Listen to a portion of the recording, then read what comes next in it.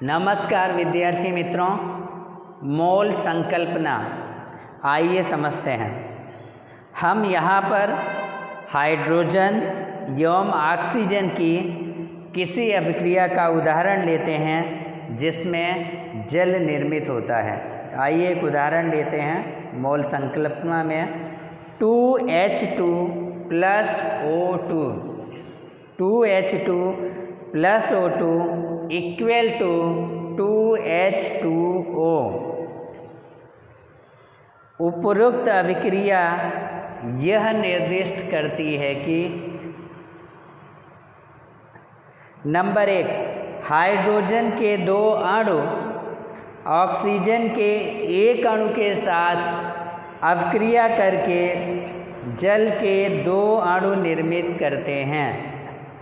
Hydrogen के 2 अणु oxygen के 1 अणु के साथ अभिक्रिया करके जल के 2 अणु निर्मित करते हैं। दूसरा, हाइड्रोजन अणु के 4U ऑक्सीजन अणु के 32U के साथ संयोग करके 36U जल के अणु निर्मित करते हैं।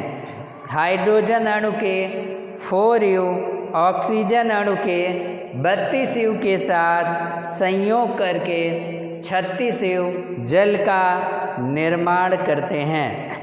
उपरोक्त समीकरण से यह निष्कर्ष निकाल सकते हैं हम कि किसी पदार्थ की मात्रा उसके द्रव्यमान से अथवा उसके परमाणुओं की संख्या से अभिलक्षित होती है, परंतु एक रासायनिक अपक्रिया समीकरण से अपक्रिया में भाग लेने वाले परमाणुओं अथवा अणुओं की संख्याएं सीधे प्राप्त हो जाती हैं।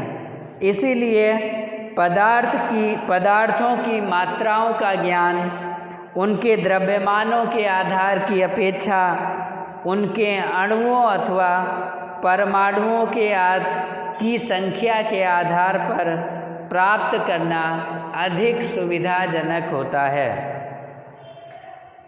अतः एक नई इकाई मोल प्रस्तावित की गई।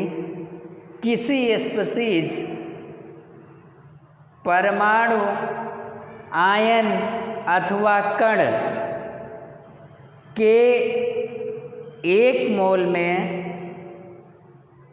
किसी परमाणु, अणु, आयन अथवा कण में 1 मोल मात्राओं की वह संख्या है जो ग्राम में उसके परमाणुओं अथवा आणविक द्रव्यमान के बराबर होती है। किसी स्पीशीज परमाणु, अणु, आयन अथवा कण में 1 मोल मात्राओं की वह संख्या है जो ग्राम में उसके परमाणु अथवा आणविक द्रव्यमान के बराबर होती है। किसी पदार्थ के 1 मोल में कणों, परमाणु, अणु अथवा आयन की संख्या निश्चित होती है जिसका मान 6.022 इंटू 10⁻23 होता है। 6.022 गुणे 10⁻23 होता है। यह मान प्रायोगिक विधि से प्राप्त किया गया है। इसको आवोगाद्रो स्थिरांक अथवा आवोगाद्रो संख्या भी कहते हैं, जिसको कैपिटल N और 0 से निरूपित करते हैं। यह नाम इतालवी वैज्ञानिक एमेडियो आवोगाद्रो के सम्मान में रखा गया है। किसके सम्मान में रखा गया है?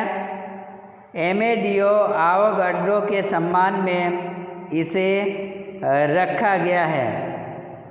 1 मोल किसी पदार्थ का 1 मोल बराबर होता है 6.022 इंटू 10⁻23, यानी 1 मोल बराबर 6.022 गुणे 10⁻23। यद्यपि मोल एक संख्या से संबंधित है, परंतु दर्जन या ग्रुस की तुलना में इसका एक और लाभ है, वो ये है कि किसी विशिष्ट पदार्थ के एक मोल में द्रव्यमान निश्चित होता है। किसी तत्व का परमाणु द्रव्यमान उस तत्व के द्रव्यमान को परमाणु द्रव्यमान इकाई कहा जाता है, जिसे यू से लिखा जाता है, जो हमने यहाँ पे लिखा है। एक बार फिर से मोल की परिभाषा देख लेते हैं। मोल क्या है? किसी परमाणु, अणु, आयन अथवा कण में एक मोल मात्राओं की वह संख्या है जो ग्राम में उसके परमाणु अथवा आणविक द्रव्यमान के बराबर होती है। एक मोल बराबर होता है 6.022 इंटू 10⁻23। इसे आवागाद्रो स्थिरांक अथवा आवोगाद्रो संख्या भी कहते हैं।